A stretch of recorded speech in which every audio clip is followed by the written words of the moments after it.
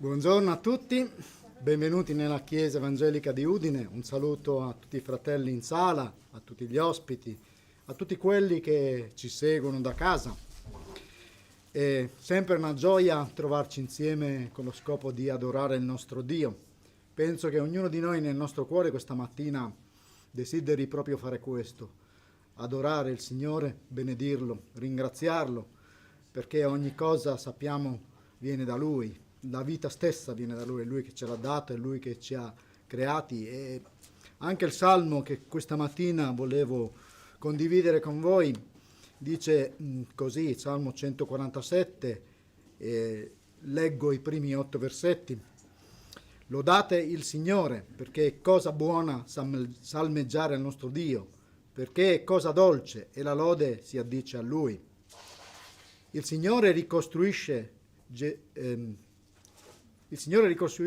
Gerusalemme, raccoglie i dispersi di Israele. Egli guarisce chi ha il cuore spezzato e fascia le loro piaghe. Egli conta il numero delle stelle, le chiama tutte per nome.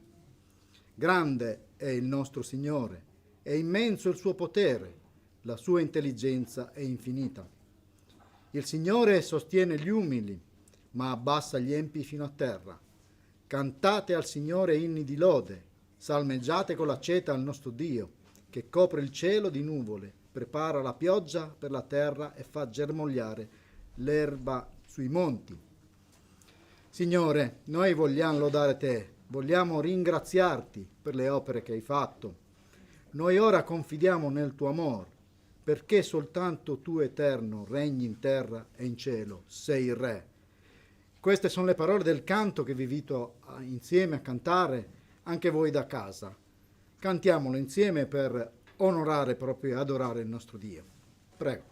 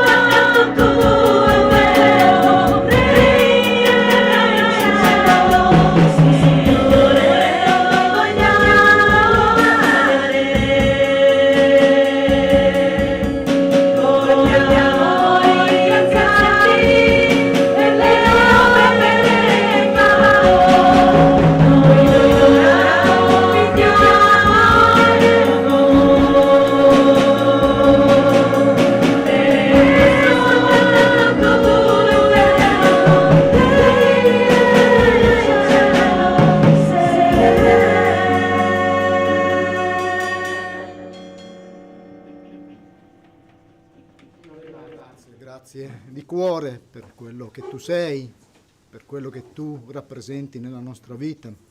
Grazie perché sei il nostro Dio, sei il nostro Re, sei il nostro Salvatore, sei il nostro Redentore. Perciò questa mattina eleviamo i nostri cuori a te e ti adoriamo, Signore, perché tu ne sei degno.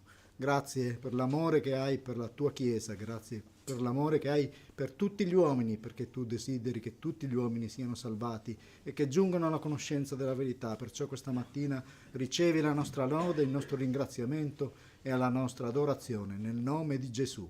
Amen.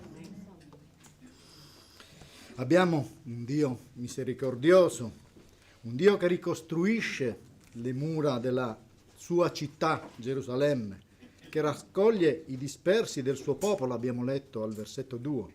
Egli fa lo stesso con la sua Chiesa, se ne prende cura, guarisce le ferite, il Signore fascia le piaghe. La sua grandezza e il suo potere sono infinite, abbiamo letto al versetto 5. Poi egli conta il numero delle stelle e le chiama tutte per nome. Pensiamo solo per un attimo al firmamento, a quante stelle ci sono, eppure dice questo versetto che lui le chiama tutte, le conta, le chiama tutte per nome. La sua maestà non possiamo neanche immaginarla, però lui è venuto fin qua giù nella persona del Signore Gesù e si è fatto conoscere, si è rivelato nelle pagine di questo libro, che è a disposizione di tutti quelli che vogliono conoscere la verità. E quindi lui è quello che sta cercando te questa mattina, che ancora non lo conosci. La sua parola è a tua disposizione. Cerca una Bibbia, cercalo nel tuo cuore, chiamalo, ascoltalo nelle parole che lui ha lasciato e lo troverai, perché lui stesso ha detto: chi mi cerca mi troverà, chi mi cerca con tutto il cuore mi troverà. Abbiamo un Dio grande, maestoso, e cantiamo ancora un canto che parla di questa maestà. Eterno Dio, Dio eterno. Dio non ha principio né fine, Dio non ha età, Dio non è legato al tempo, è eterno, vive e regna per sempre. Cantiamolo insieme. E dopo questo canto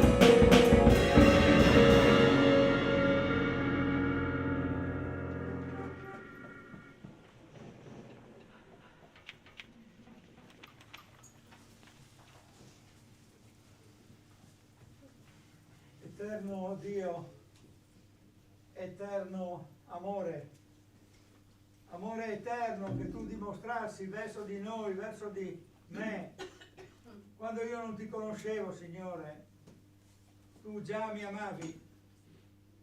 Signore, quando noi non ti conoscevamo, tu già avevi un progetto per noi. E questo progetto non l'hai cambiato, Signore, nonostante abbiamo cambiato molte volte il nostro modo di pensare, di vedere le cose, tu non hai cambiato. Gloria a te, Signore, perché tu sei un Dio che non cambia mai. Gloria a te, Signore, perché tu non sei un Dio che si muove come gli umori degli uomini si muovono, come le antichità hanno descritto gli dei che avevano i malumori, i momenti buoni.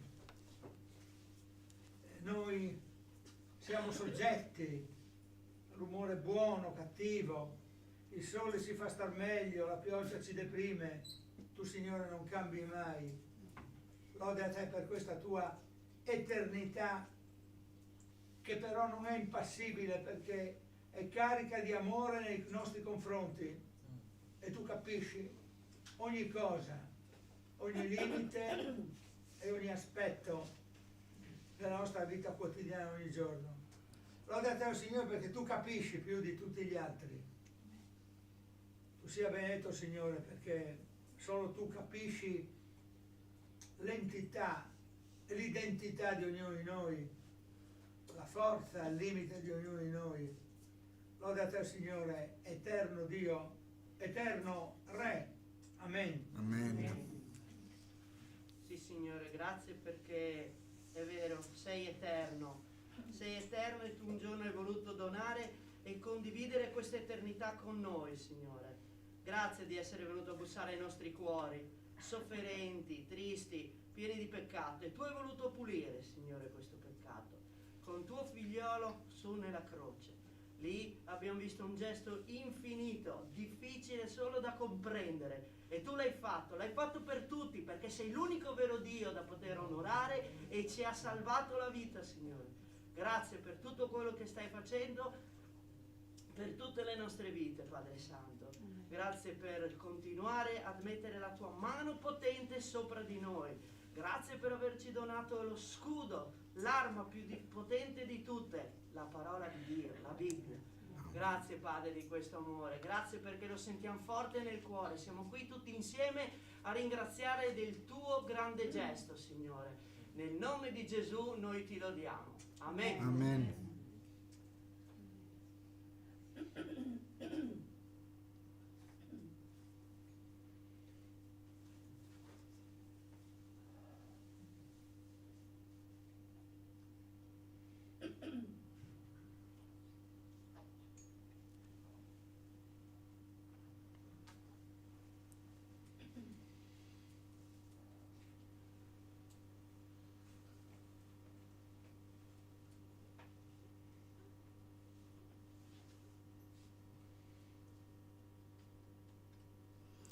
Signore, grazie con tutto il cuore perché sei il nostro Dio, grazie perché sei eterno, grazie come abbiamo cantato, sei eterno amore e lo hai dimostrato su quella croce, in quel giorno che hai pagato le mie colpe, le nostre colpe e le colpe di chiunque, Signore, vuole accettare questo dono della tua grazia che è infinita, Signore.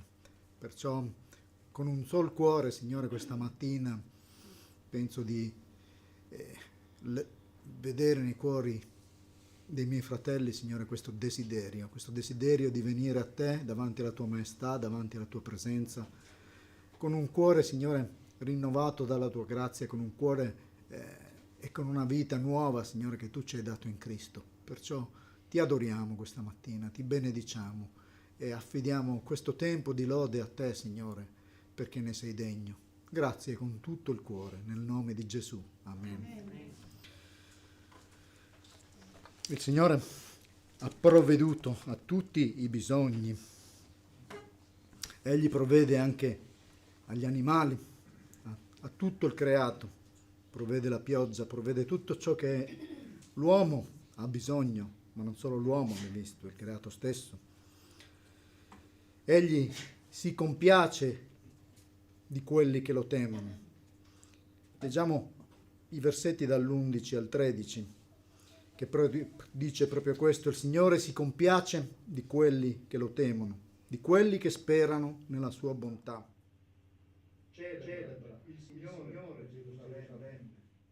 Loda Dio, perché egli ha rinforzato le sbarre delle tue porte, ha benedetto i tuoi figli in mezzo a te. Specialmente questo versetto lo vogliamo prendere e lo prendiamo per noi. Gerusalemme era la città che Dio ha scelto dove abitare, era la città dove c'era il Tempio, dove si celebrava, dove si adorava il Signore, ma lo è anche la Chiesa. La Chiesa è una rappresentazione proprio del dove Dio abita. Dio abita nei nostri cuori, Dio abita in ognuno di noi, e questa mattina e sempre lo vogliamo celebrare, non solo quando siamo qui. Siamo invitati proprio come Chiesa, come suo popolo, come popolo che egli si è acquistato, come afferma la lettera di Pietro, la prima lettera di Pietro, capitolo 2, e versetti 9 e 10, che vorrei leggere cosa l'Apostolo dice, parlando di noi, parlando della Chiesa, parlando di ognuno di noi. Ma voi siete una stirpe eletta, un sacerdozio regale, una gente santa, un popolo che Dio si è acquistato, perché proclamate le virtù di colui che vi ha chiamati dalle tenebre alla sua luce meravigliosa. Voi che prima non eravate un popolo, ma ora siete il popolo di Dio. Voi che non avevate ottenuto misericordia, ma ora avete ottenuto misericordia.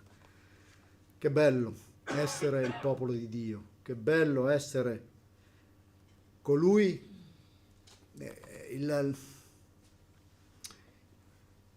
che il Signore ha salvato, colui che il Signore ha amato, colui che il Signore continua ad amarci. È proprio veramente meraviglioso questo Dio che abbiamo. Ma ora c'è una sorpresa che i nostri musicisti hanno preparato, e quindi vorrei dare proprio la parola ad Angela che ci dice cos'è questa sorpresa.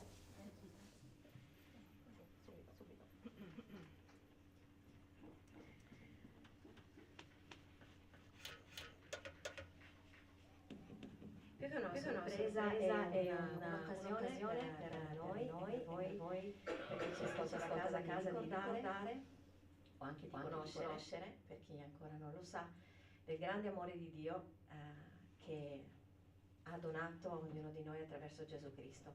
È un amore per tutti, è un amore straordinariamente grande, è un amore che ci ridà un'identità, che ci riconcilia con Lui, che ci salva, che ci perdona e che ci dà la speranza di sapere che siamo e facciamo parte di un progetto, che siamo Suoi figli e che abbiamo un obiettivo da raggiungere, di vivere con Lui per sempre. E lo vogliamo fare attraverso il canto, che racconta proprio dell'amore di Dio per ognuno di noi. Lui ci guarda, Lui ci conosce, Lui ci salva, anche quando sbagliamo, e anche quando sbagliamo e quando sempre sbagliamo, ed è questa la speranza che abbiamo in Cristo, perché se andiamo a Lui può rimetterci in piedi nel sangue di Cristo. Cantiamo.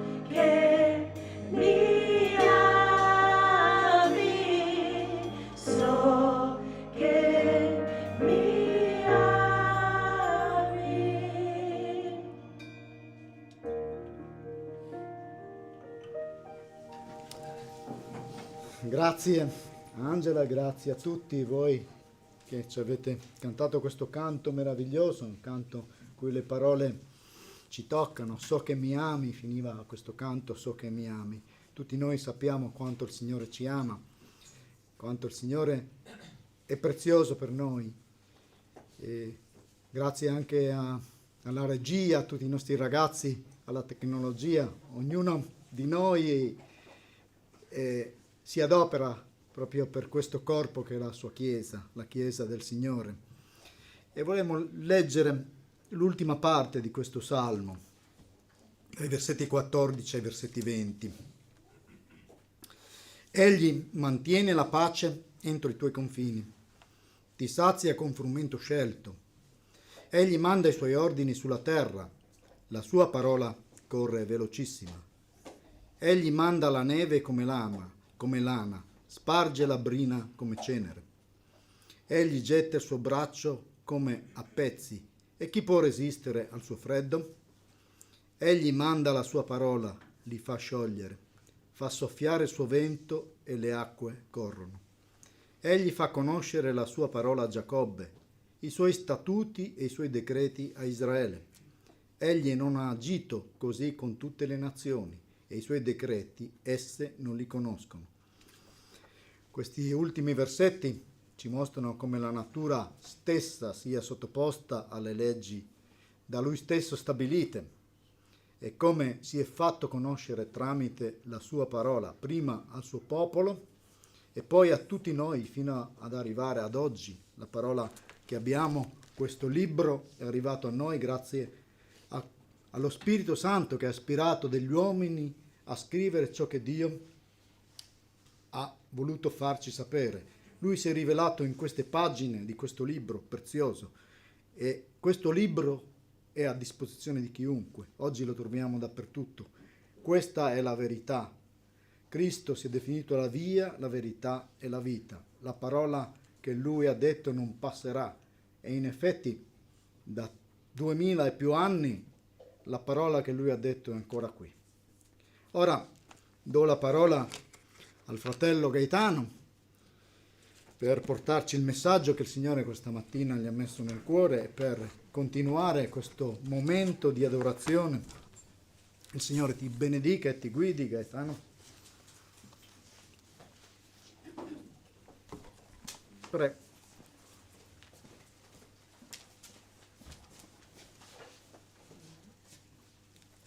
Buongiorno, mi fa piacere vedervi. Perciò sorridevo mentre arrivavo qua, no? È bello andare in un posto dove sai che ci sono persone che ti fa piacere vedere. I neuroni già sorridono prima di arrivare, quindi questo è bello. Ci sono posti dove uno non vorrebbe mai andare, ma perciò apprezzo tanto andare in un posto dove è bello andarci. Poi, dai, prendetevela per oggi, siete belli, dai.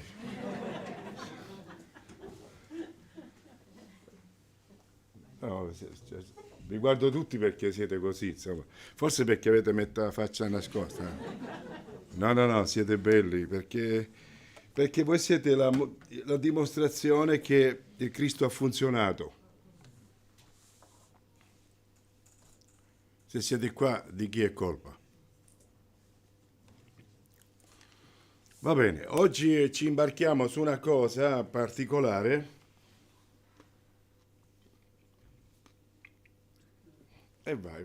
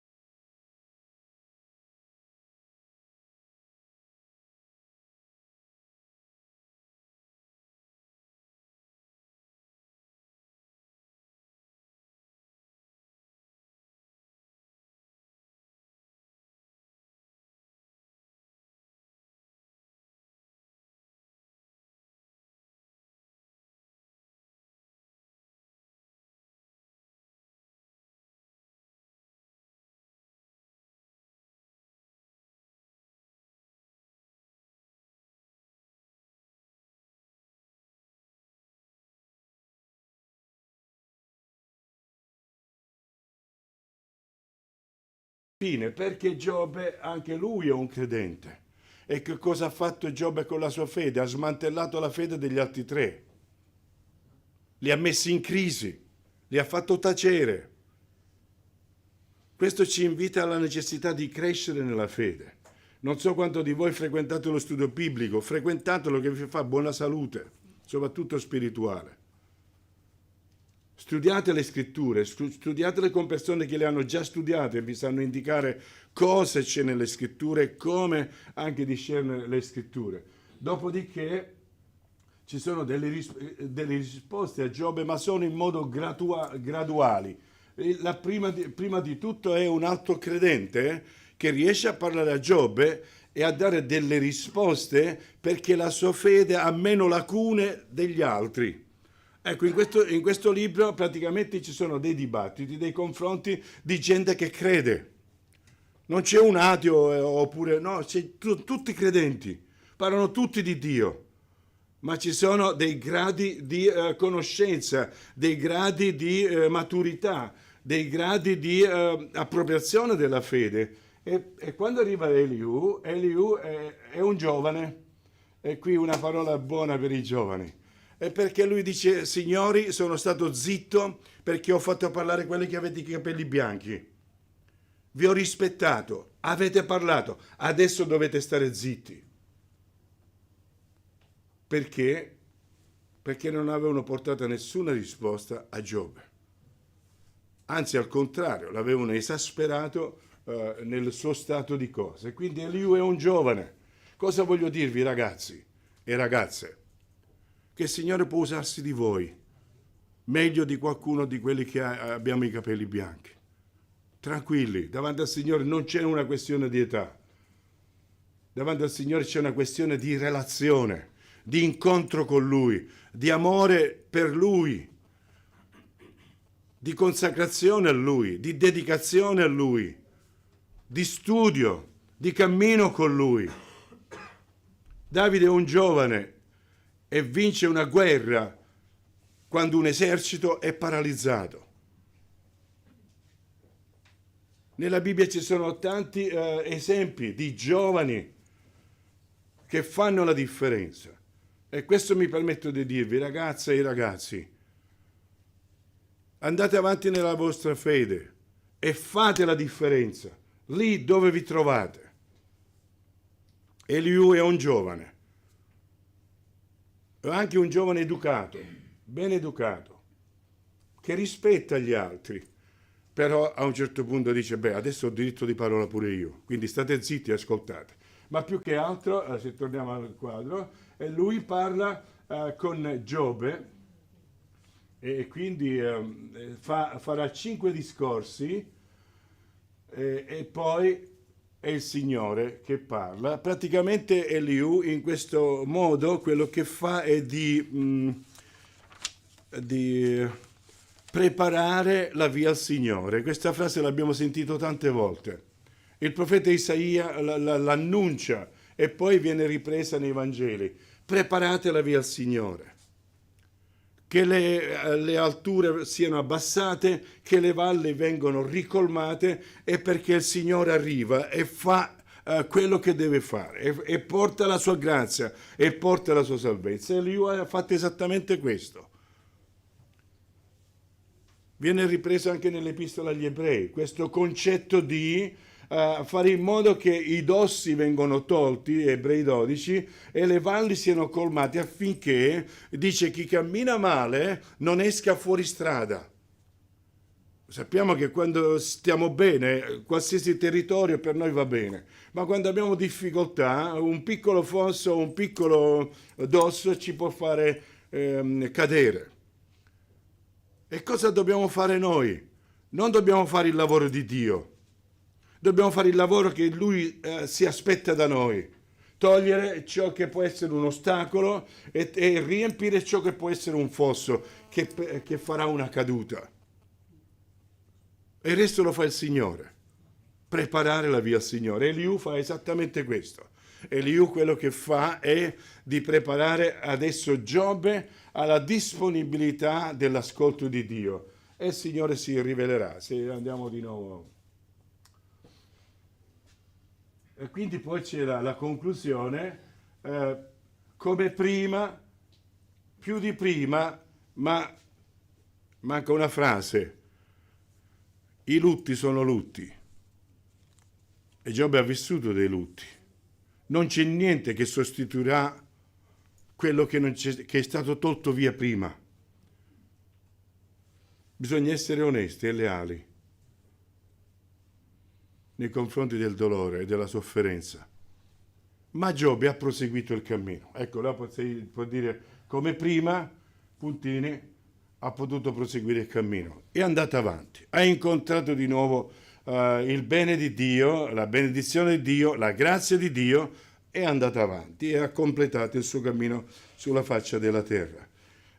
Se andiamo avanti, vero, c'avevo il coso io qua. Quindi quello che succede è che c'è una perdita di bene, la perdita dei servi, la perdita dei figli, ma viene dato un obbligo, un limite a questa azione di Satana, a cui viene detto non toccare la sua persona. Ancora di più si passa a una sofferenza personale, e quello che c'è scritto lì è non toccare la sua vita. In ebraico c'è scritto non toccare la sua nefesh, cioè non toccare la sua anima. E possiamo vedere in tutti i casi che c'è una grande sofferenza psichica. È dentro il nostro cervello, è la nostra psiche, è tutto quello che è collegato alla nostra persona, che è ospitata dal nostro corpo, che vive il dolore della persona. Vai avanti, per favore. Ecco qua i nomi degli amici di Giobbe. Giobbe significa perseguitato. E non so se ogni tanto vi sentite perseguitati dalla vita, però insomma, ci siamo, dai, benvenuti, come si dice qualche volta, nel club. Quindi Elifaz significa Dio è oro fino. Poi Bildad significa colui che lotta. Zofar è colui che cinguetta. 3 categorie di persone che ve le ritrovate sempre con voi. Cerchiamo di evitare di appartenere a queste 3 categorie. Allora, almeno quello. Adesso vi spiego perché. Elifaz è Dio è oro fino. Ci sono quelle personalità che sono troppo preziose, sono intellettuali, sono le persone che hanno delle distanze, hanno un concetto di sé, oseremmo dire quasi narcisistico, insomma, vabbè. Dio è oro fino, loro sono tutti oro fino, quindi non puoi mai raggiungere i loro livelli. Poi c'è colui che lotta, il baraccato, no? Quello che la postura di quelli che tu stai attento, perché stare vicino a loro quasi quasi ti devi piegare in 2 prima che arrivi da loro. E poi c'è chi cinguetta, chi si trova là e dice soltanto esisto, parla, cinguetta, ecco. Non avete identificato delle persone così? Quindi ci può essere il macio, ci può essere quello che si sente sempre un po' più degli altri, e chi è lì, semplicemente è lì, e se ci sono io parlo, dico le cose, va bene? Poi c'è Eliu, che significa egli è il mio Dio, e c'è il nome, è tutto un programma. E poi c'è Yahweh, l'Eterno, che è il Dio dell'alleanza, che si rivela in questo perché vive e si intriga con coloro che lo temono. Se mandi avanti? Non so se c'è altro. Eccolo. Quello che succede nei discorsi che fa, nei confronti che si hanno tra Giobbe e i suoi amici, ci sono dei cicli. Praticamente è tipico della letteratura ebraica è di parlare così. Ho quasi lasciato il segno praticamente c'è un primo confronto tra Giobbe e Elifaz, e lui è l'intellettuale. Poi c'è fra Giobbe e Bildad. Adesso ci penso io. Poi c'è Giobbe e Zofar, e anche tutti hanno diritto di parlare, parla pure lui.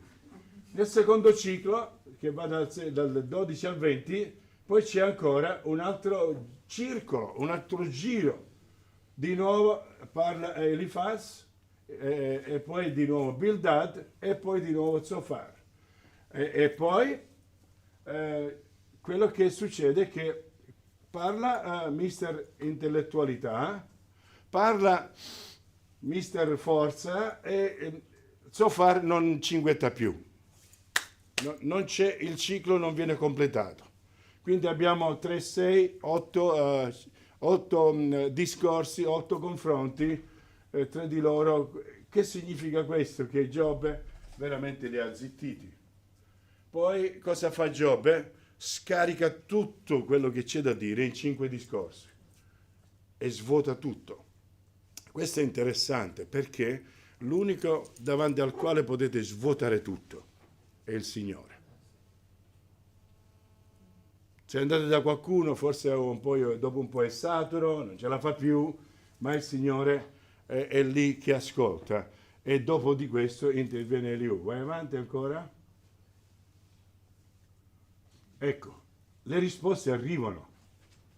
Dopo i discorsi di Giobbe, che come ho detto ha svuotato completamente il sacco, allora c'è Eliù che comincia a parlare e fa lui altrettanto 5 discorsi. E poi c'è la risposta di Dio, colui che è il questionatore è questionato. Il Signore non gli dice: bene, adesso tu hai fatto tutte queste domande, in 3 capitoli Giobbe fa 53 domande, adesso io ti rispondo uno a uno. No, il Signore gli risponde facendogli delle domande, e Giobbe alla fine può dire: sapevo, ma adesso conosco. E quindi, come ho detto poco fa, meglio di prima, sì, anche se ti porti dentro di te tutto ciò che è il tuo vissuto, però Dio fa la differenza. Mi sembra che non c'è più niente dopo. Bene. Giusto così, vorrei che facciamo il resto della riflessione su Giobbe 35, che adesso lo incaselliamo bene. È uno dei discorsi di Eliù. Quindi stiamo parlando di uno che ha una fede che può aiutare Giobbe nel suo cammino a riprendersi, che lo sta cercando di situare il suo sguardo davanti alla presenza di Dio. Questo che abbiamo bisogno tante volte. Stiamo guardando altrove, il nostro sguardo magari è smarrito, il nostro sguardo è piegato su di noi, ma Eliù quello che fa è di alzare lo sguardo verso il Signore. L'inizio del capitolo 12 di Ebrei dice proprio questo, che abbiamo bisogno di alzare i nostri occhi per guardare Cristo, per guardare Lui, che è il modello e l'esempio, è Lui che interverrà. Leggiamo il testo, lo farò brevemente perché già un po' di tempo è passato. Poi Eliù riprese il discorso e disse: credi tu di aver ragione quando dice la mia giustizia è superiore a quella di Dio? Infatti hai detto: che mi giova, che guadagno io di più a non peccare? Io ti darò la risposta a te e agli amici tuoi. Vedete che è un po' arrabbiatuccio Eliù, ha dovuto fare una pazienza enorme, insomma, tutti quei discorsi. Allora, e lui dice questo: considera i cieli e vedi, guarda le nuvole come sono più alte di te. Se pecchi, quale inconveniente gli procuri? E se moltiplichi i tuoi misfatti, che danno gli arrechi? Se sei giusto, che gli dai? Che riceve egli dalla tua mano? La tua malvagità non nuoce che al tuo simile, e la tua giustizia non giova che ai figli degli uomini.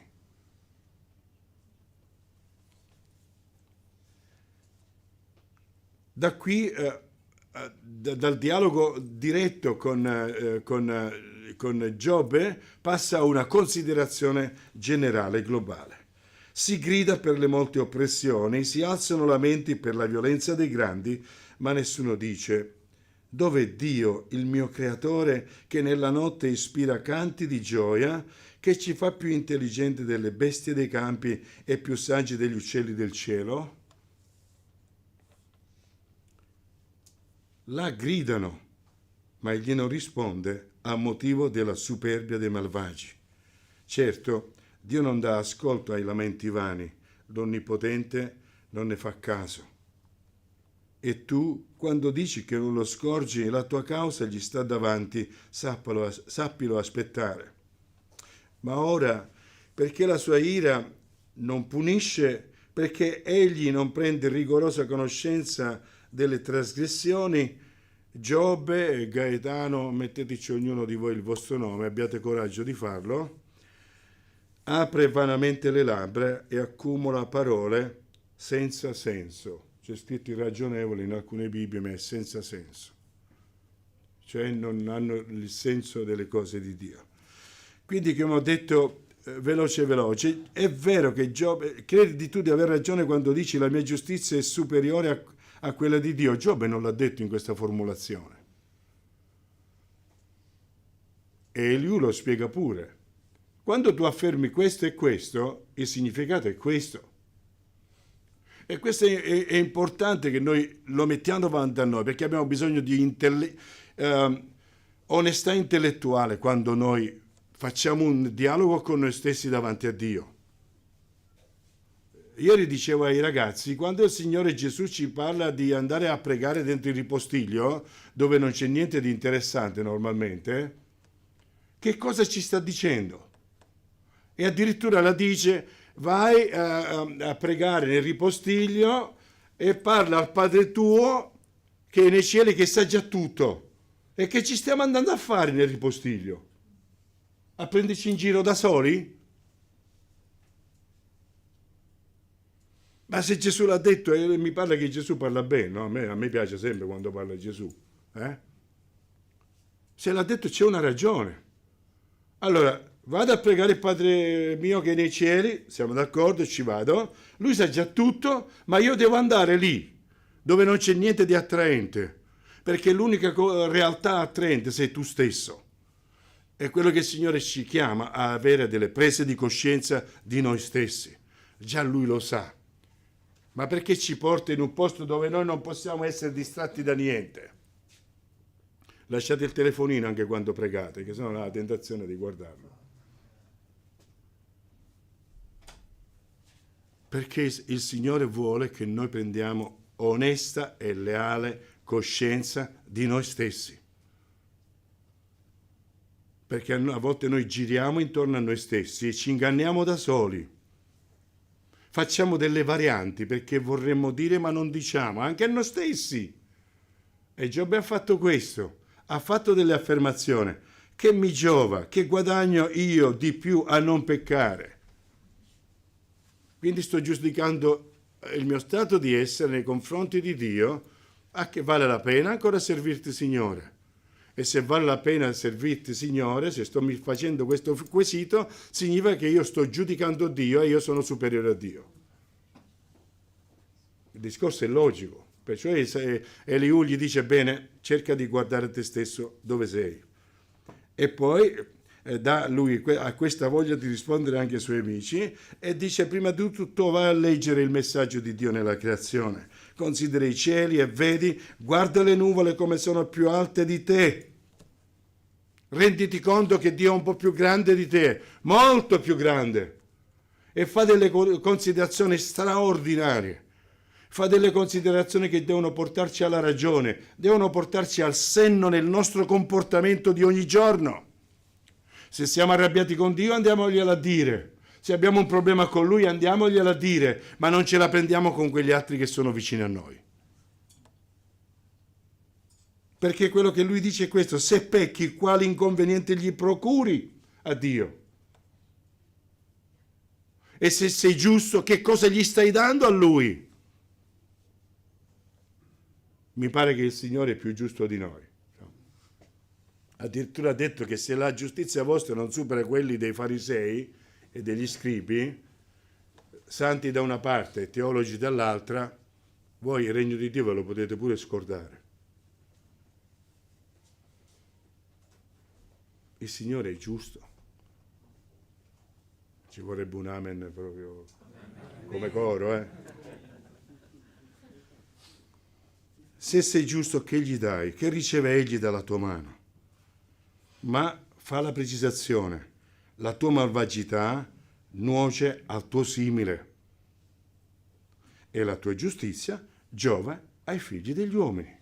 Allora qui siamo chiamati noi. Abbiamo un problema interiore, spirituale, andiamocelo a discutere con Dio, ma chi è accanto a noi non c'entra niente. Non vi è mai capitato che a qualcuno avete detto: oh, ma che stai facendo? Sono nervoso. Bene, fate allora come i bambini, prendete il cuscino e date i pugni per sfogarvi che siete nervosi. Ma la persona che è accanto a voi non c'entra niente. Andate a farvi 10 km di corsa che vi passano tutte le collere e tutti nervosi e dimagrite pure un po', se è necessario. Io non ne faccio corse, sono molto affezionato alla mia pancia, quindi tranquilli. Qualcuno di voi mi fa compagnia, sono più che felice. Ma capite cosa voglio dire? Cosa c'entra il prossimo con i miei nervi e col mio stato, con le mie crisi e con tutto quello che dico di essere? Non c'entra niente. E dobbiamo essere accorti, perché spesso i nostri comportamenti non sono di benedizione a quelli che ci stanno vicini o più lontani. E poi qui c'è questa considerazione globale che dice: nel mondo c'è sofferenza, nel mondo si grida. Cosa vi sto dicendo? Stiamo vivendo sofferenza. Noi un po' da lontano, da molto lontano, forse alcuni di voi da molto vicino perché avete parenti, amici in Ucraina, ma è un mondo così. È un mondo senza Dio, un mondo dove la morale e l'etica di Dio, soprattutto l'etica di Dio, non c'è. Qualcuno che si dice: io sono il salvatore di. Per le scritture l'unico salvatore è uno, ed è Gesù Cristo. Vedete come si contorcono i discorsi per addolcire o coprire le malvagità o le perversioni. Ci si mette un bel scafandro di salvatore o di salvatrice e andiamo e partiamo. E così ci diamo il diritto di fare male a tutti quanti. Non mi dilungo perché penso che la televisione, le radio, i giornali li leggete pure voi. Ma mi piace il modo come è descritto qui. Si grida per le molte oppressioni, si alzano lamenti per la violenza dei grandi, ma nessuno dice: dove è Dio, il mio creatore? E cosa fa questo creatore che nella notte ispira canti di gioia e che ci fa più intelligenti delle bestie dei campi e più saggi degli uccelli del cielo? Se permettete le ultime due frasi, forse una volta era così, ma molte volte adesso sono gli animali che ci devono insegnare come ci si comporta l'uno con l'altro. Perché l'uomo che non ha Dio si permette di fare le cose più orribili che possono immaginarsi. Gli animali si fermano, gli animali non vanno oltre, ma noi quando siamo senza Dio andiamo oltre tutti i limiti e si fanno danni agli altri. E la considerazione è che sì, in quelle situazioni si grida, ma Dio non risponde a motivo della superbia dei malvagi. Una volta mentre facevamo un'evangelizzazione è arrivato uno e mi fa: ma se questo Dio c'è, perché non viene che gli faccio io 4 discorsi? E io gli ho detto: guarda, Dio c'è, io ci credo, ma sarei un po' più prudente a parlare nei suoi confronti. Perché gli ho detto: se Dio è Dio, è Dio. E se Dio è Dio, chi sei tu? Se Lui c'è, perché non viene qua che ci facciamo 4 discussioni? Eravamo in Sicilia, vabbè. Ma succede lo stesso a Udine. Quindi perché dico questo? Perché a volte si prevarica, ma il fatto è che non c'è Dio nel cuore. Certo, Dio non dà ascolto a lamenti vani, l'Onnipotente non ne fa caso. Questo è il motivo perché il Signore ci chiama ad andare nel nostro ripostiglio, dove non c'è niente di attraente, e prendiamo vera coscienza di noi stessi davanti a Lui, e il Signore è lì che vuole sollevarci e portare avanti. E poi riprende il discorso con Giobbe. Per chi ha studiato un po' di letteratura biblica c'è un bel chiasmo qui che si completa, e tu, quando dici che non lo scorgi, la tua causa gli sta davanti, sappilo aspettare. Ero ragazzo quando ho letto questo capitolo, questo versetto, ed è stato come un balsamo nella mia vita, perché noi tante cose non le vediamo, tante cose non le riusciamo a percepire, ma questo verso mi ha veramente incoraggiato, veramente mi ha fatto sentire il Signore lì dov'è, vicino a me. E tu, quando dici che non lo scorgi, siamo onesti, lo possiamo dire: Signore, non ti vedo, Signore, non so dove sei andato a finire. Abbiamo bisogno di confessare o di dire, di ammettere il nostro smarrimento. Qual è il problema? Abbiamo bisogno di incontrare la verità di noi stessi affinché poi incontriamo la verità di Cristo nella nostra vita. Dalla percezione di chi sei concretamente tu e realmente tu, da lì puoi partire. E quindi, quando tu dici che non lo scorgi, d'accordo, nemmeno io vedo ciò che ho alle spalle. Noi siamo fatti così. Nessuno di voi vede chi c'è dietro le vostre spalle. Potete anche dire: dietro di me non c'è nessuno. Lo potete dire, ma non è la verità. È una visione parziale delle cose. Abbiamo bisogno di renderci conto totalmente, a partire da noi stessi, chi siamo. La tua causa gli sta davanti. Sappilo aspettare. Beh, questa è una cosa difficile per noi, la pazienza. Io mi ricordo quando ero piccolo avevo fretta di crescere e i giorni non passavano mai ed ero sempre piccolo perché volevo essere grande. Adesso vorrei tornare indietro, ma la felicità è proprio troppo forte. Non mi sono accorto come sono arrivata a oggi, ma fino ai 20 anni era lunga, ma lunga sul serio. Adesso vuoi rallentare e sei... è tutto in discesa, cioè non c'è bisogno nemmeno che schiacci l'acceleratore. Vorresti rallentare un po' e non si rallenta più. Ma in questo abbiamo bisogno, in questo vortice di velocità, abbiamo bisogno di ricordarci a noi stessi che il Signore è l'onnipresente, che è a fianco a noi. Anzi, vi ricordo la buona notizia che è dentro di noi. Vedete un po' che smarrimento c'è quando il Signore ci dichiara che siamo il Tempio dello Spirito Santo e lo sentiamo lontano. È come se noi siamo divisi in due parti estremamente lontano l'uno dall'altro. Cosa vuole fare Gesù quando ci invita ad andare nella cameretta? Ragazzi, unificatevi. Il Padre vostro è già lì. Riunificatevi. Siate di nuovo interi. Funzionate bene alla presenza del Padre. E se necessario sappiamo aspettare il Signore. L'altra cosa interessante, che è un avvertimento per noi, è che siccome il Signore è misericordioso, è detto in altre parole, perché la sua ira non punisce, perché egli non prende rigorosa conoscenza delle trasgressioni, in altre parti della Bibbia è scritto poiché il Signore Dio è clemente, è misericordioso, lento all'ira, di grande benignità.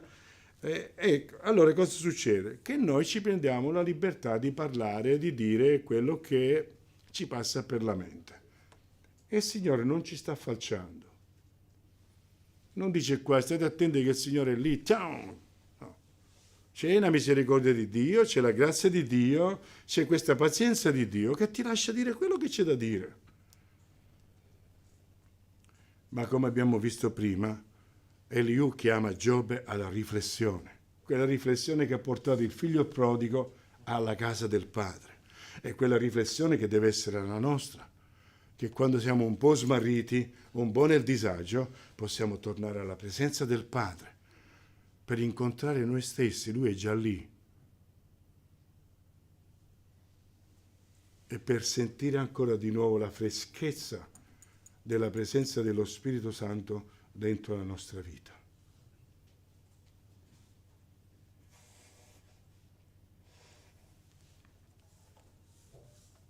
Preghiamo.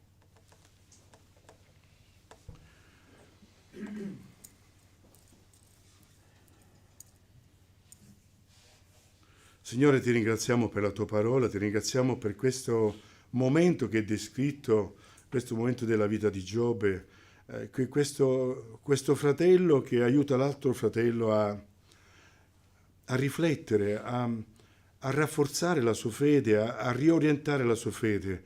Fa che noi possiamo orientarci, riorientarci, a riflettere davanti a te. Cercare questo posto sereno, questo posto dove l'unica realtà importante sei tu, l'unico incontro importante possibile è con te e con noi, affinché noi possiamo unificare noi stessi. E ti preghiamo dall'altra parte, Signore, che tu possa farci crescere nella fede, andare avanti, affinché anche noi possiamo essere dei fratelli e delle sorelle che aiutano i fratelli e le sorelle a orientare la loro fede, a riorientarli, a sostenerli come ha fatto Eliù, a riportarli nella giusta direzione, affinché tu, oh Signore, possa fare la tua opera di misericordia, la tua opera meravigliosa, la tua opera di rivelazione a ognuno di noi, a ognuno che ha bisogno. Signore, tutti noi e tanti di noi abbiamo interrogativi, non abbiamo risposte. Aiutaci a noi a poter riorientare questi cari alla tua presenza, in modo che tu possa rivelarti in ogni cuore e portare il tuo conforto e la tua grazia. Signore, grazie perché sei il nostro Dio e grazie che per queste riflessioni importanti che ognuno di noi dentro il nostro cuore valuta, quando questa importanza di avere questa relazione col Signore, una relazione personale che ognuno di noi deve cercare, deve trovare nella preghiera, e come è importante proprio mettersi in preghiera, isolarsi da ogni cosa e andare al Padre direttamente. Ora vogliamo salutare gli amici a casa con un canto, Il tuo nome innalzo Dio, e vogliamo proprio innalzare colui che è l'Eterno.